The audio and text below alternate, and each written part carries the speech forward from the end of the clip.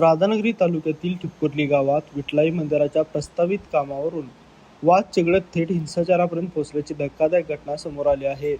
या प्रकरणात एका कुटुंबावर घरात घुसून जीवघेणा हल्ला करण्यात आल्याची तक्रार दाखल झाली असून 9 जणांविरोधात विविध गंभीर कलमाखालील गुन्हा नोंदवण्यात आला आहे।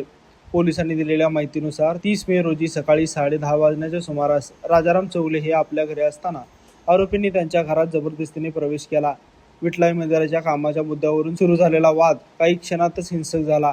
काठी, लोखंडी रॉड आणि पाईपच्या साहाय्याने राजाराम चौगले आणि त्यांचा मुलगा जयवर्धन चौगले यांना बेदम मारहाण करण्यात आली। इतकेच नव्हे तर कुटुंबियांना शिवीगाळ करत मंदिराचे काम केल्यास जिवंत सोडणार नाही अशा थेट जीवे मारण्याच्या धमक्या देण्यात आल्याचा आरोप फिर्यादीत नमूद आहे।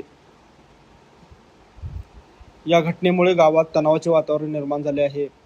या प्रकरणी सुनील, संदीप, हिंदूराव, सूरज, दिनकर, किरण, उदय, प्रवीण आणि अभिजित चौगले यांच्या विरोधात मारहाण, घरात घुसखोरी आणि धमकीसह इतर कलमांखालील गुन्हा दाखल करण्यात आला आहे। दरम्यान या घटनेला वेगळं वळण देण्यात दुसऱ्या गटांकडूनही 6 जणांविरोधात परस्परविरोधी तक्रार दाखल करण्यात आली आहे।